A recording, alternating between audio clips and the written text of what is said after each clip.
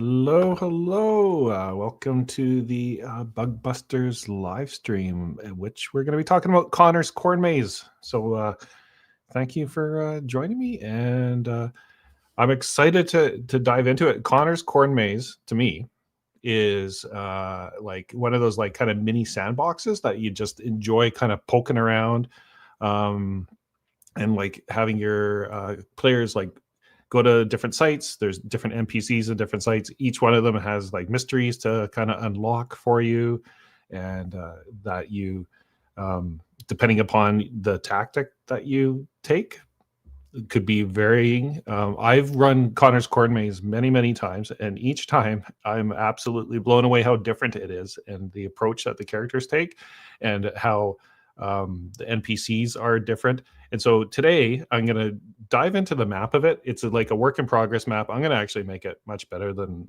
what you're going to see, which I think is fine. And I've been using that as kind of my go-to map, but I'm going to get in there and do some of my illustrations. If you are familiar with some of my Fang illustrations, it's going to kind of be a little bit more like that. When I made this map, it was probably early days by getting back into illustrating, and I've learned an awful lot. So I'm excited to actually grow my skills and like put that into the map, and we'll be going through that. And so for those that are not familiar, and you're like coming to my channel and you're like, who the hell is this guy? My name is Gary Snow. I am the host of the Daiku podcast. I've also created a little tiny zine game called Fangus Hola, which I will hold up here. From that, I've been working on Bug Busters. And in fact, Bug Busters was the original OG game that I was working on. And I took a little side quest here to make Fangus Hola using the actual mechanics that I started making for Bug Busters. So the mechanics in here actually have their DNA in Bug Busters. And I kind of went, well, I'll do this little fantasy tester to make sure that it kind of works. And it did, I think. Everybody seems to enjoy the mechanics. And from there, I've now circled back to make Bug Busters. And we are very, very close to actually funding. I think we're at like 83% of our way there. So if you go to bugbusters.ltd, the website, you can see our Kickstarter there, and we are at 83%. Go have a look. I think there's some kind of cool stuff on there. I encourage you to look around. But one of the add-ons to the Kickstarter is the Connor's Corn Maze, which I think is the perfect starting adventure. So let me bring up Connor's Corn Maze. So my artist, or one of my artists, Kyle Burles, Kyohazard, which you can find him on Instagram, I said, I want to do like American Gothic. There's that famous painting, American Gothic, but with bugs. Now, it doesn't really have a lot of impact on the story necessarily, but I just absolutely loved this painting that Kyle did. It was like brilliant. And you can see the farmer and his wife, American Gothic. So I thought most people would get it. So anyways, I really love this image, and I think it kind of sets the vibe of what Connor's Corn Maze is all about. I'm going to now scroll up here, and I'm going to show, we even, Gareth Little, who did a lot of our icons and graphics for some of the patches and that kind of stuff. I also asked, hey, could you do a logo for Connor's Corn Maze? I want it like grungy and kind of, let's see, what's the word I'm looking for here? I wanted it to kind of feel like it was of the era. So let me zoom in. Whoop. You can see the Connor's Corn Maze logo. I thought it was fantastic. I absolutely loved it. He was able to include the Bug Busters logo as part of it. You can see these scary corn faces in here. And so let's back up a little bit and talk about the corn maze itself. So here's a map of it. I'm going to zoom in, and we'll see the different parts of the map, and I'll like kind of scoot around this PDF and like look around. So the adventure starts with the Bug Busters, and I should actually say, spoiler alert, this is assuming that you're going to be running this adventure.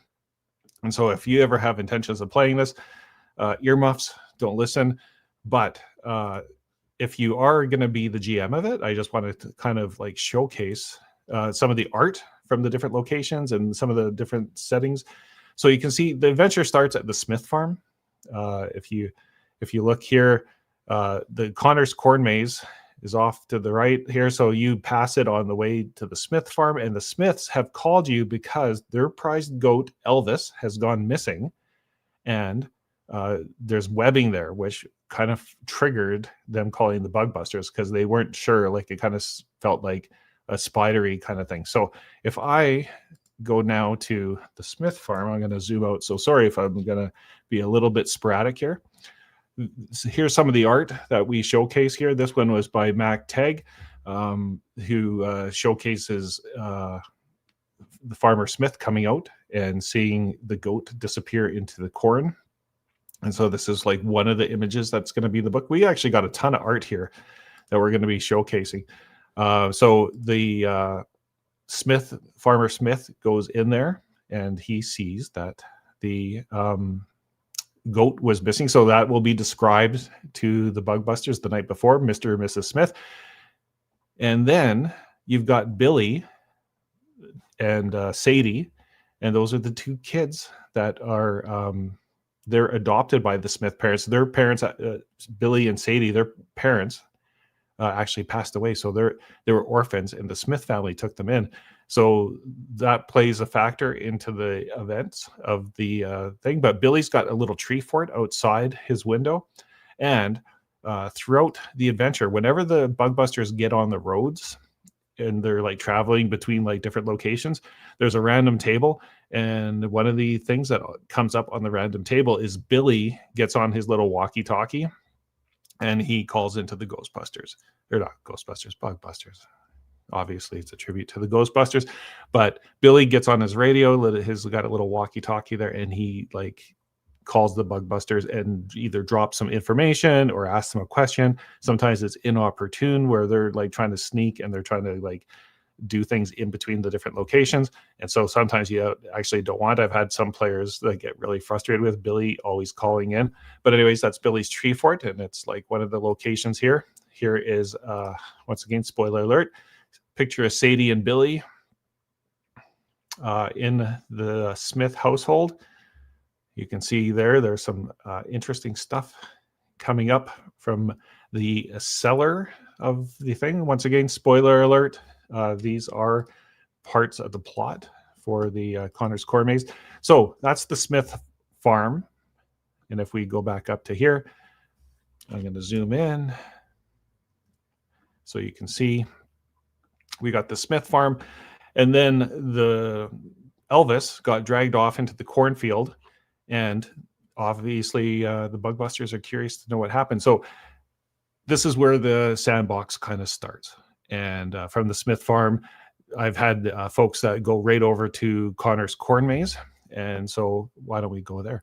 And if you look at Connor's Corn Maze, and if you look in the center of it, there's a monolith. So the lore of Connor's Corn Maze is that there was some farmers that lived there a couple years ago.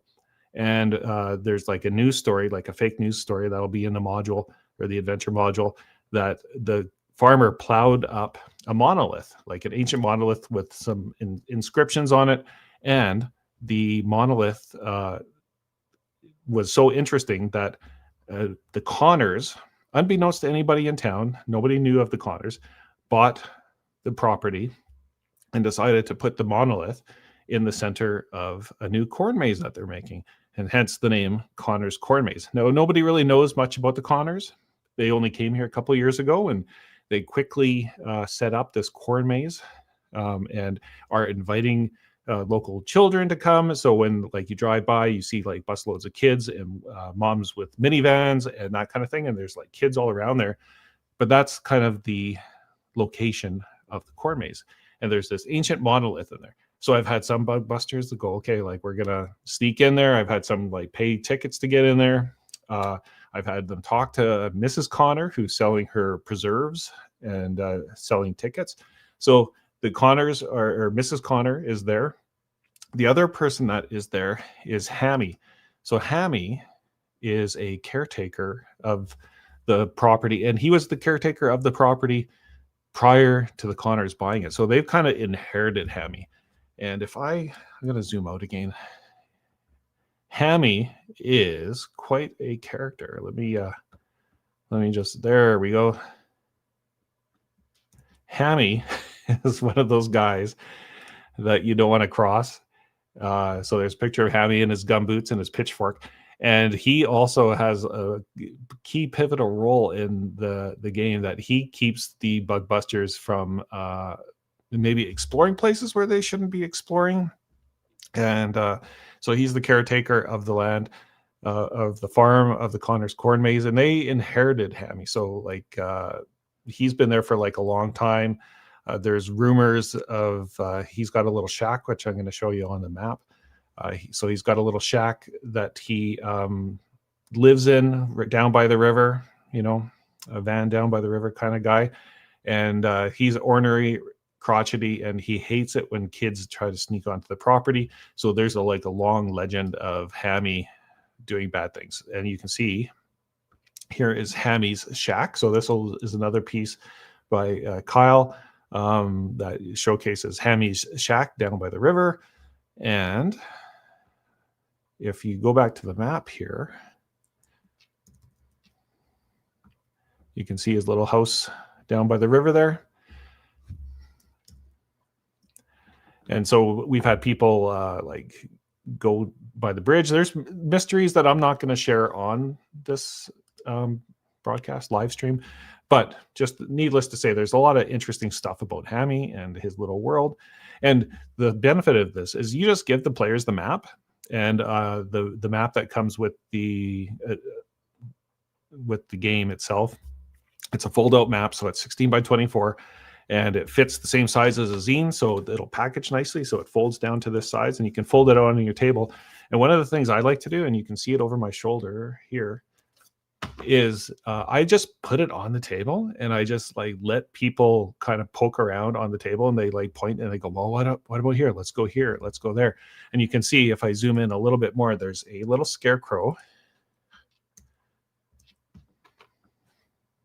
Little scarecrow on the way to Hammy's place. And actually, this is also where the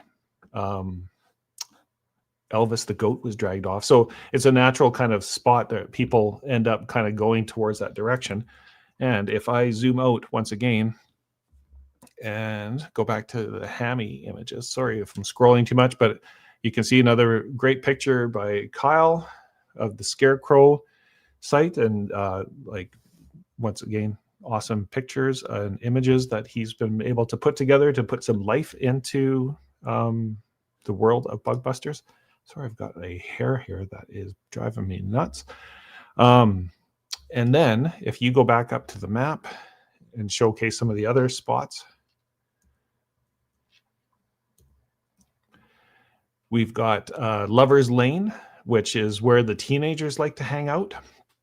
And they go down there and they like to make out and do things that teenagers do. And there are some interesting things that have happened in the water recently. Somebody saw what they call like a water creature and like a Loch Ness monster type thing in the water, and nobody believed him because he's like kind of a stoner. So that's one of the legends about Lover's Lane. And then if you keep going up here, one of my other favorite spots is the radio tower. So this is like a SETI, like, you know, when they're looking for astronomical data to prove aliens exist, and they're like, the dish is monitoring it. This is what the radio tower is. And in the radio tower, it's kind of closed off, and there's like, it's hard to get into. It's like a no trespassing. There's not like a greeting place. It's like one of those like concrete bunkers. So there's a few different ways to get in, and Bug Busters have been known to kind of like scale, pick locks, pry open things, that kind of stuff. And when they go inside, I'm going to flip to, so we've seen Hammy. We've seen, now this is Reggie. He is he is a fun NPC, and I think GMs are going to enjoy running him. He is one of those guys that he was like kind of nerdy in school. So he never really had that kind of cool factor. And he is like being abused by his boss, which is Professor Reagan. You can see her here in her uptight 90s outfit. And he is abused by Professor Reagan, who runs the radio tower. And so she's always on his back about things. And so Reggie is kind of nervous, kind of nerdy, pocket protector type of guy. And so he's your first encounter there. And he actually thinks the Bug Busters are pretty cool because he's been in his like kind of nerddom his whole life. And he is easily befriended by the Bug Busters. And you can see here, there's a lot of data that's coming in. And that's one of the plot premises, is that there's a whole data dump that happened. And Reggie is looking at it. Is Professor Reagan good? Bad? Is she just mean? Is she part of some conspiracy? I guess you have to play to find out. But Reggie is basically fresh out of university, college, and he has been hired here. But he is continuously abused by Professor Reagan in the location. And so the Bug Busters either often like sneak in, talk their way in, pry their way in, and that kind of stuff to get more information. And Billy correlates that he talks about some of the lore and the history, that there's a big light beam that came down the night before, and when the night that Elvis went missing, and the data that came out on this dot matrix printer might be related to that, as well as some of the glyphs actually do mark or do compare to the marks on the monolith. So that's what you're kind of getting at the radio tower. And I'm going to go back to page 1 here and go back to the map. So if we zoom in again, so we've got the radio tower, and then we've got the old mine. This is a place where kids go to smoke pot, and it's a place that is quite dangerous. And recently, Billy will tell you that his buddy's friend was bitten by some kind of wild animal in the mine as they were out there drinking beer and talking about girls and looking at girly magazines and things that boys do. And so at this old mine, that's another location that might be of interest to the Bug Busters. And if we go back to some of the art, again, we got Hammy. There's the radio tower. And we got Reggie. And we've got Professor Reagan. I'm going to skip over to the mine here. So you can see some of the interesting stuff happening in the mine, and a cocooned goat or two that you see in the mines. And you can go down in the mine, and there's a cart there, and there might be some sweaty dynamite to play with, and there might be some other things that you can do once in the cart, and there might be some bad bugs in that area. And once again, the Bug Busters, when they start exploring things, are prone to not seeing everything that's lurking in the shadows. So there are, like, I think, the art alone. Here's some of the other bugs that they might encounter in the Connor's Corn Maze. So the art, just for me, I think Kyle did a fantastic job kind of capturing it. You got Hammy, you've got Hammy Shack, you got the Scarecrow, you got the Smith Cellar, Billy's Treehouse, you've got Elvis missing, and of course you got just the front cover. And on the map, if I zoom in just to kind of finish off the review of the map, you've got the old mine, you got Tinder Falls. Where does the mine go underneath? Who knows? You've got the monolith, you got Hammy's, and you got Connor's, and then the community hall / church. And there is a creepy priest that has been doing sermons there. So there's a lot of kind of different moving parts. You can go in and out of the city. People have gone in and investigated and come back at night. And anyways, there's a lot of stuff to poke and prod at Connor's Corn Maze. And anyways, like I said, I have run this sucker, I don't know how many times now. And every time I run it, it's just a little bit different each and every time. The Bug Busters always surprise me with what they're doing, but there's like a lot of NPCs. We haven't really gone into the Connors. There's like other things that happen on the, like there's a random table when you hit the roads. There's delivery trucks and that kind of stuff. There's other rumors that have been going around. There's a grocery store, and there is a clerk that was bitten by an abnormally large insect lately. Everybody just chalked it up to it towed along with the South American produce or something like that. But anyways, there's lots of rumors. There's lots of things to kind of explore, and I'm not probably covering all of them because I'm going to keep some things a little bit secret. But that's just kind of it. I've done 2 to 3 sessions with this, sometimes even 4, depending upon how it goes. A lot of the interaction, there's more NPCs. Billy is a fun character. He's always on his walkie-talkie. Sadie and her boyfriend do end up at Lover's Lane at some point, so that also kind of plays into it. And then you've got the Smiths, who are kind of like nice ma and pa folks, and they hate the Connors that moved in across the way and brought all this traffic with them with their corn maze. So there's like kind of some tension there that they don't like the Connors. But the Connors, Mrs. Connor in particular, she acts just so nice and so pleasant and very polite. We actually don't see Mr. Connor too much in it until possibly later. So anyways, it's a whole set of mysteries to explore, and there's lots of different approaches and different ways into it. Like there's no one solution to the mysteries, because they're all kind of intertwined and they all kind of interrelate to each other. And I think Bug Busters generally kind of have a fun time, like I said, poking and prodding their way into the setting. And I don't know, it's just kind of a fun little thing. Where we're at, let me quit sharing here and put me up on the screen a little bit more.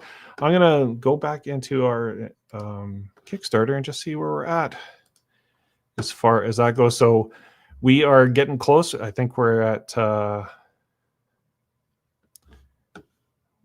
we're like 500-ish away from our goal, our funding goal. And I'll have to say, let me put it on here and you can see a little bit more. Okay, here we go. So we've got our Bug Buster Kickstarter. We're at $44.69 and 63 backers with 16 days to go. I was pleased as punch to find out that we are a project we love by Kickstarter. So thank you for whoever is making those decisions on the project we love. Very appreciative of that. We also, to go through it again, we've got our story, we've got our different tiers. I'm going to zoom in here so that you can see a little bit better. That's not helping.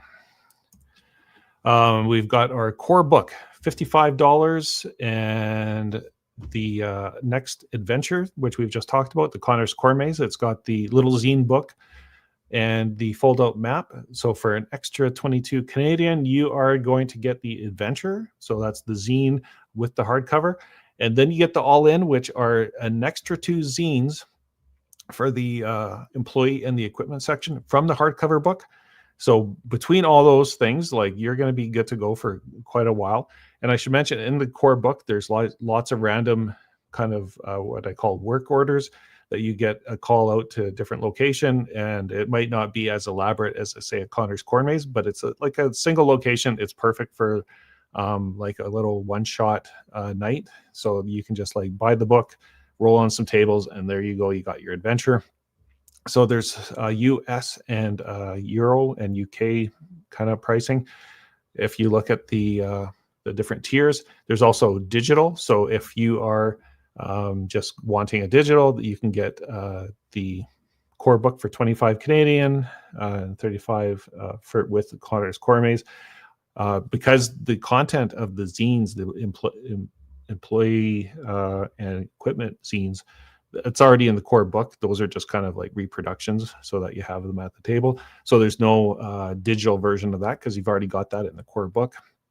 There's also a mix and match if you want the hardcover and just the digital zine, because I know some people are like, if I'm only going to use the adventure once, I'm fine with keeping it digital. So those are your kind of options. I will note right now that there is free shipping during the Kickstarter for North America. So if you live in Canada or USA, you can get free shipping with this. So that's about a $10 value. So if you look at the core book, it's $55, but that's like a $10 value. So think of it more like a $45 book. It's for free shipping North America during the Kickstarter. Once the Kickstarter ends, that is off the table. So back it now. I should also note that the first 80 print backers get their name in the Order of Doug. And the Order of Doug is the patch and the ultimate goal of every Bug Buster, that you get your name in the Order of Doug. And there is a patch that goes along with that. And so for those that are not familiar with the lore of Bug Busters, Doug started Bug Busters in the 80s. He was just killing cockroaches and raccoons behind the dumpster. And then the Swarm Wars happened. So in 86, so think of it like Star Wars, like the Clone Wars. There's a little bit of lore there that Doug had his Swarm Wars in the 80s. And then from there, he realized that nobody was believing him in the authorities. You couldn't believe anybody because they all dismissed it. This is like kind of like a Delta Green kind of conspiracy. There's a whole bunch of people that should care more about what's going on, but they don't seem to. So Doug has taken it upon himself to battle off the secret alien invasion. So there's always a lot of intrigue as to what's going on. There's like an overarching plot about the alien invasion. And so there's, just like Walking Dead, the humans are the worst of it, if you know what I mean. Like there's bugs and there's like lots of bugs to splat and kill. But ultimately, it's the humans that are actually the worst part of Bug Busters. So the aliens thought they could infiltrate through small town America, but they didn't count on Doug and his Bug Busters. So you are in charge of your own little franchise in the wrong side of town, and all these strange things are happening. You see the picture here of Sadie and Billy. This uses the same core mechanics as Fungus Ahola. So Fungus Ahola uses a system called the Doom 6, as I've kind of coined it, where you have 3 different colored dice. You've got action dice, doom dice, and luck dice. And the core system is you have an attribute and whatever that skill is. So just say you're like lifting something heavy, so that's your tough score. So if your score is 4 tough, you get to roll 4 dice. And then from those 4 dice, the top 2 scores against the difficulty of 1 to 12. If it's a super heavy object, it could be a 12. So you have to get 12, and then you roll those, and you only take the top 2 results. Now, this is once again based upon the Ghostbusters and Star Wars D6. So if you've played those in the past, which everybody says they're super easy, the one thing that I didn't really ever appreciate was having to roll the pips on it. So I'm gonna see if I thought I'd have the online dice roller linked, but I guess I don't. The online dice roller, if you want to check it out for those that are playing at home, there is like an online dice roller that I actually HTML coded myself. So you are getting the real deal here of like rolling these dice, and you can play online if you want. From that, you get your Doom stack and you get your black Doom dice. And when you take trauma or stress, you stack them. And when it falls over, it topples over. That's when you're in trouble. Making a Bug Buster is super quick. The employee section has all the rules. You make a mixtape. So you have a fight song, a chill song. There's merit badges and a name patch with your call sign. There's a ton of gear that you can choose from. That's not even all of it, because there's prosthetics, because naturally the bugs chop off your limbs from time to time.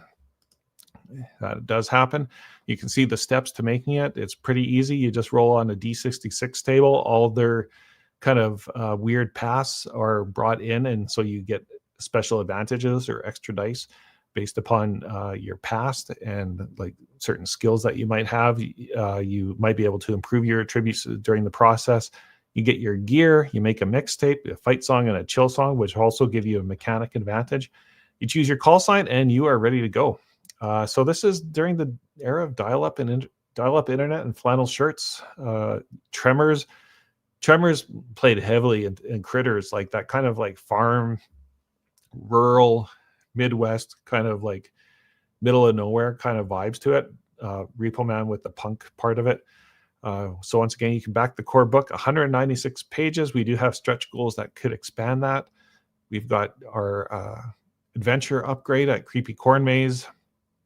We've got the player zines so that you don't have to fight over the core rulebook at the table. Same content as the employee and the equipment section. However, you get your zines so that a whole bunch of people can play. You can basically have like 3 books going for making characters, and it does not take long anyways. And then, of course, the Order of Doug. The first 80 print backers will get their name in the Order of Doug in the back of the core book. You can see some of the patches there that Gareth a little did. We're just kind of firing through them, but there's the Poopa patch, the Larva patch, the Queen Kill, the Hive Dive, Splatmaster.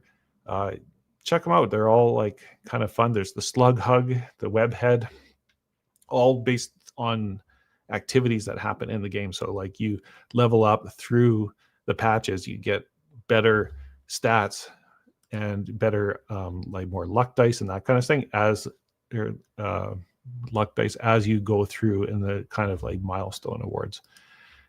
And just some screen captures of the equipment section here. You can see some of the prosthetics and the weapons, the dispatcher section, so you can learn how to run the game in a good way, and all the random tables to set up work orders.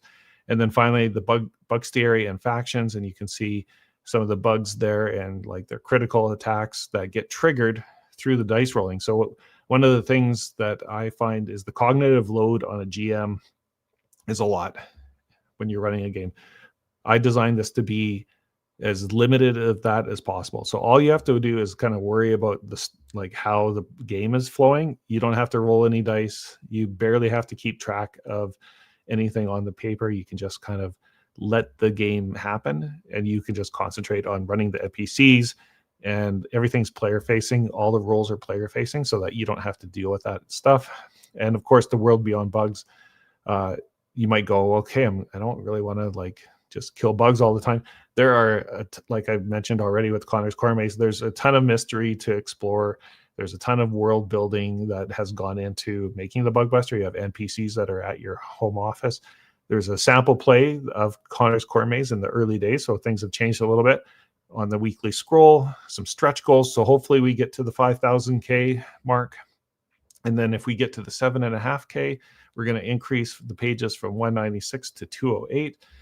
So that we get over that 200 mark and more pages of like bugs. You can see some of the illustrations that are already on there. And then we got end bands on the books and gold red colors of the Bug Busters. And there are a couple hidden ones. Hopefully we get to those. And of course, if you are interested, you can get the Fangasahola booklet as an add-on. And you also get the King Kringle and Eye of Kia digital adventures to go along with that. And you can hear about my past, how I came up with the idea for Bug Busters. On my interview with Craig Shipman from Third Floor Wars. And of course, you can see some of the artists. There's links to their websites and Instagram, so you can see all their good work. And we've got some ideas for future campaigns. I don't know if I should say spoiler alert, but we hope this game gets like picked up and people are super excited by it. One of the next adventures that past Connor's Corn Maze is Bug Trouble in Little China. So going back to the Lucky Dragon here in the world building, Bug Trouble in Little China. If this goes well, that's the next step on the list is our game Bug Trouble in Little China. So we've got a whole bunch of other kind of adventures in mind. And you go like, well, how many adventures could you think of? There's like literally like at least another 10 that we've kind of outlined to do this. So we got to get this Kickstarter done first, and then we can kind of move on to that. So anyways, I hope you kind of enjoy what we're pitching here for Bug Busters. You can go to bugbusters.ltd and look at the Kickstarter in more detail. Like I said, free shipping during the Kickstarter. So I encourage you to take advantage of that, because it's a $10 value, both US and Canadian, and reduced shipping fees in the UK, Euro, and global area. So there's like, almost the equivalent to $10 savings in those spaces too. So $55 Canadian, but that's actually a $45 value there. So let's get out there and check it out, and hope you come along for the ride. It's one of those games that I just absolutely love, the world building part of the design process for me. I think it's a fun environment to play in. Like I said, the Connor's Corn Maze, like I've run that many times now, and every time it's been different, and it's always fun and funny, and the people bring the humor to the game. And I hope you guys take a chance on it. Once again, very honored to be a project we love by Kickstarter. That's exciting. And check it out, share it with your friends if you see value in it. I'm just an indie game designer, and every kind of word of mouth helps. So much appreciated. And hopefully we have more sessions like this. If you have questions, feel free to put them in the comments below. I'm happy to answer them, or put them on the Kickstarter questions, and I can do FAQs and that kind of thing. So anyways, thanks again for checking out Bug Busters, listening to me rant for a little while, because that's not always good. But hopefully I answered some questions and made you excited to at least check out the Kickstarter. So once again, thanks. Gary Snow here for Bug Busters, and check it out, bugbusters.ltd, and I'll see you in the future. Bye.